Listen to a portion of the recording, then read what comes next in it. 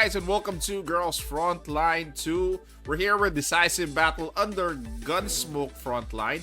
You have to be level 60 for you to unlock and to join this. And by the way, why are we doing Decisive Battle instead of your Outpost Battle? Decisive Battle will net you 55 points more if you do or you spend your tickets here. That is a big difference, and we highly encourage every member of the platoon, once you reach level 60, you have to do Decisive Battle. So let's take a look at the boss details here. Digraph Flamberg, he is also at level 60. Weakness is going to be Freeze and going to be Hydro. So as for the skills, basic attack targeted, called Blazing Judgment, selects the nearest doll in the field, dealing targeted physical damage equal to 80% of attack to them. Next is going to be Universal Judgment, active targeted, rapidly bombard every unit in the field in succession, each dealing targeted physical damage equal to 50% of the attack. Take note that this is going to attack all of the units that you have on the field. Third is going to be City Warden's Protection. It's an active, it's a buff. Permanently gain 3 stacks of Edifice. If Edifice is cleansed by an enemy, all enemy units permanently gain 1 stack of Siege. Okay, so Edifice is increase the defense by 25%. 1 stack is consumed upon being attacked. This is considered a buff. Can be stacked and can be cleansed. Take note of that. And this one is, if it's cleansed, all enemy units gain Siege, right? Increased damage dealt by 15%. This buff can stack and cannot be cleansed. So this is one mechanic that you should pay attention, because you need units that can cleanse these buffs. So we'll talk about that in a while. Let's move on to the skills here. So Sword of Damocles, stability damage is 2, marks the nearest enemy target at the start of the next turn, fires multiple rockets at the target, dealing AoE physical damage equal to 90% of the attack, and ignores cover. If the target's HP is below 65 after the attacker gains Guilty 2, damage taken is increased. This debuff cannot be cleansed, increasing damage taken by 30% for every 10% remaining HP of the target above 65%. The damage taken increased by an additional 5%. This effect lasts 2 turns. So take note, this is an active AoE skill, and this one is going to be Scattered Cross Prison. This skill you have to take note as well.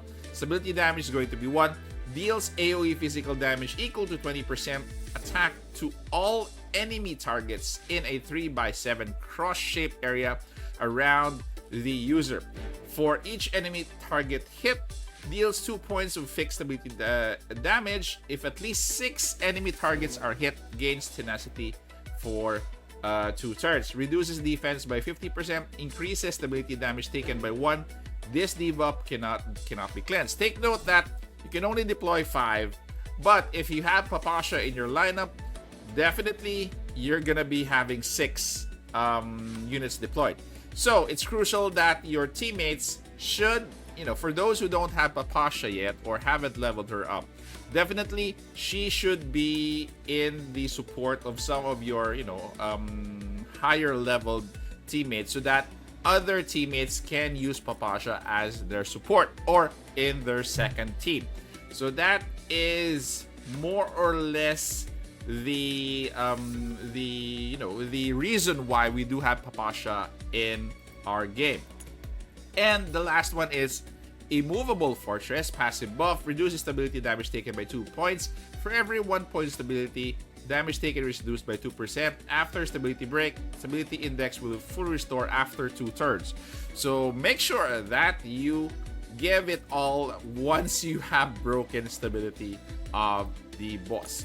And we have Deep Blocker and Blast Zone. So these are additional additional effects, I think, for the boss. So with that, knowing all of those things, you need a cleanser. You need Papasha in 2 of your teams, at least. So let's go to the crucial units that you might want to use for your team. Okay, so for your cleansing units, we'll start off with Vetli here. For some reason, if you have her, definitely bring her because she can cleanse with the skill exclusive stage level 2. So if the target is not protected by cover, cleanse 2 of its buffs before attacking. Also guys, if you do have Diane, this skill, Absolute Tuning, even at level 1, this is going to be cleansing the boss. So at level 2 does additional cleanses, but again level 1 will still do the trick. If you're bringing Tololo along, make sure that you have the fixed key Galactic Cruise. When exploiting a phase weakness, of course, the boss is going to be weak with Hydro. Cleanse 2 buffs from target before attacking. And last, for your cleanse, we do have QJ here, bringing fixed key efficient planning before a support action. Cleanse 1 buff from the target. And one last note guys, if you're bringing Papasha along, make sure that you have equipped this fixed key here. Fixed key Unwavering Conviction. The City Warden is unable to move independently, but its attack is increased by 10%. This makes sure that the City Warden is going to be hit by the AoE cross attack of the boss. So for team building, please make sure that you know the buffs that are existing before you build your team. So this is going to be effective this season. This is going to be the kind of a permanent buff for the season. As you choose a buff for a specific attempt, it's going to be different. So you have 4 choices. The arrow, the blue arrow, is going to be the buff for this season, and the red arrow is going to be the buff for the effective for this attempt. So make sure that you maximize your attempts, especially for the first one. I'm bringing here my my best team. As you can see, they're gonna be all of them are benefiting from the buffs, either 1 or 2. So for this team, I did borrow Macchiato from a platoon member, and I'm going to use my Papasha for this. For the second team, for your second attempt, you can actually borrow Papasha in your teammate if somebody has assigned her in the support. So it should be, it should be encouraged that you lend a hand to your teammates in terms of team building. So Papasha will be borrowed from the support, whoever that teammate is. And Macchiato I could use for my second team for my own Macchiato. Okay, so let's check out the results for this attempt and the actual gameplay. Okay guys, so we are here with the actual gameplay, and please take note that you do have 2 cleansers in this first attempt.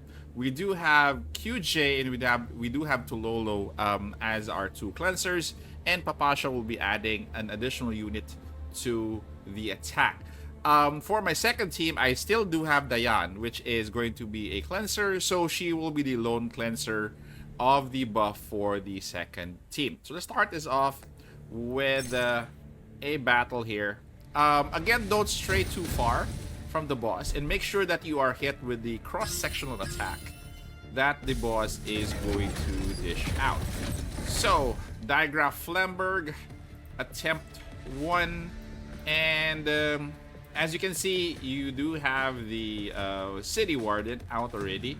Make sure that the City Warden is going to be there for the duration if you have equipped that helix that I mentioned. So we're starting off this run with obviously going to be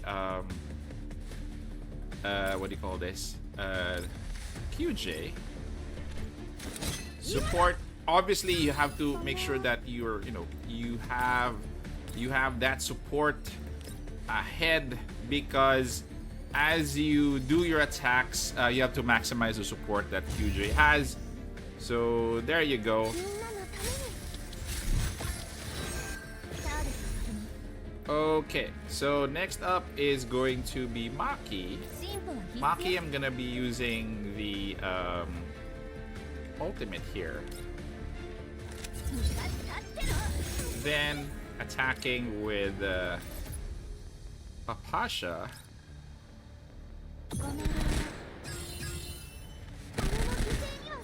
And lastly, we are going to go with Tololo. So Lolo, she's gonna be doing 2 attacks on the first turn.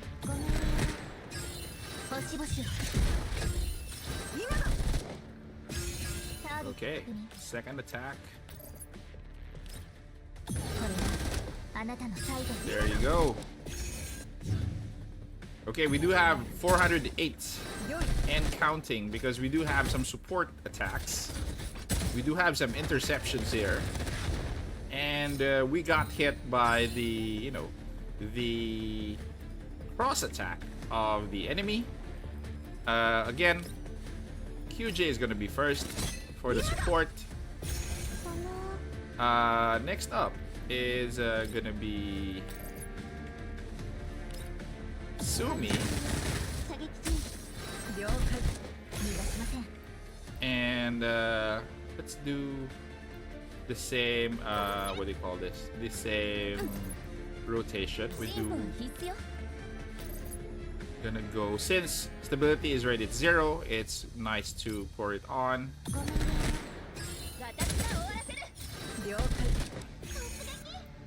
Okay.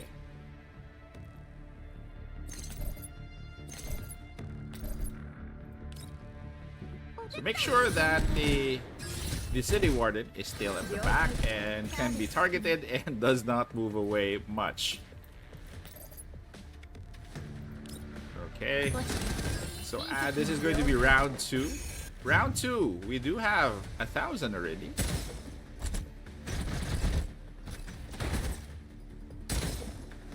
Okay, interceptions from Maki.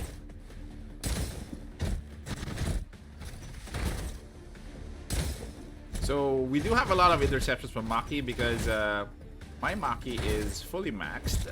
Doesn't really, you know, even at V1 Maki, she's still gonna be dishing a lot of damage. So again, we start off with QJ. The rotation, guys, is gonna be almost the same. There's no difference unless if you are forced to do a different thing because you have to survive, whatever. So again, this is going to be the usual, but I deviated there. I went first with Tololo instead of going with Maki. It's okay. And the last one is going to be Maki. This is the 3rd round already, and let's see where we're at. We're at 1-6. The next threshold is going to be at 2,000. I believe that is for your silver medal. I think we're at bronze already. I think.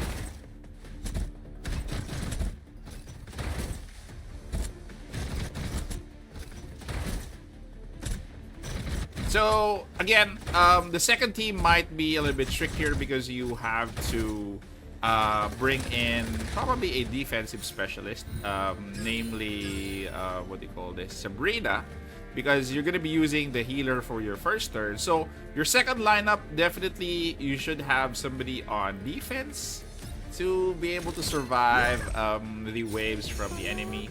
Again, it's gonna be, as for this team, I barred Makato, so I'm gonna be bringing Makato for that second team, and I will be borrowing Pasha for that second team. So the rest is up to you. Make sure that you have a cleanser. I'll be bringing Diane. Probably the last on that team is going to be what do you call this? Going to be Sharper. So this is your first team attempt. Again, another attack from... Okay, so we are nearing 2,000 here.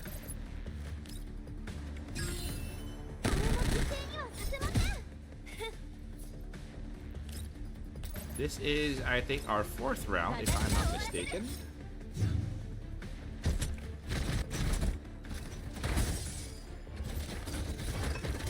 Yes, 4th round, and we're doing good so far.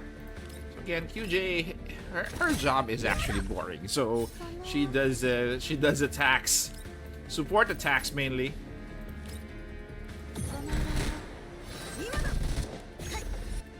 Okay.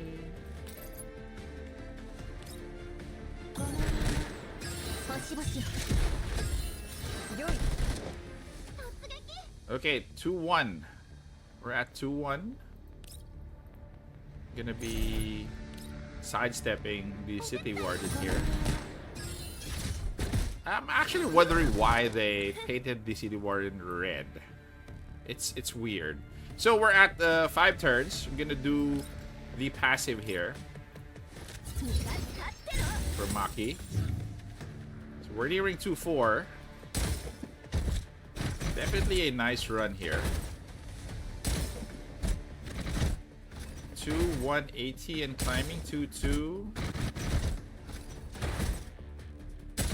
2-2-37.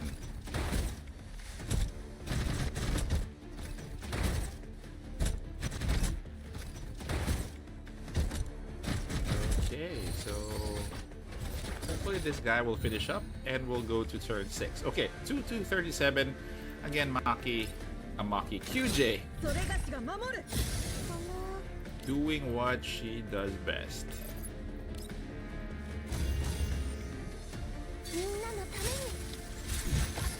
Okay, so now the boss has refreshed her, what do you call this? Her stability. So we'll do a little bit of a pot shot here to decrease stability here for the boss.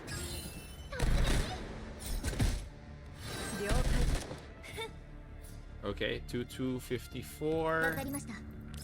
We'll have Tololo move first down to 36. Okay, 2-2-77. This is turn 6, guys. We're at 2-3-77, nearing the threshold. 2-4. So this is the max points that you can generate literally for, you know, a certain attempt. So the rest is going to be just gravy up until you finish turn 7. So you don't really need to go, you know, beyond 2-4 is good. If you go beyond, it's just bragging rights up to, you know, up to this point. So again, but we're required to finish this. So let's continue with our last round, which is turn 7. The stability of the boss is down to 2, and it's going to be down to 0. So more damage definitely for the boss here on out. 2-4-85. Tololo here. More damage, as I've said. Bigger damage. And another one. Another turn. Whoa. We're at 2-6. Something. 2-6-48. And this is the last one, which is going to be Maki. I believe we're going to be ending at 2-7. 2-8-63. There you go. So, unless if we do have some counters left, we can still score more points. So that is it. 2-8-63. Okay, guys, so that is the run. So hopefully you were able to, you know, get some pointers from that. And comment down in the comment section how you did for your first run and your second run. Thank you guys for staying this far. Take care. Stay safe. This is the Warden, and I'm out of here.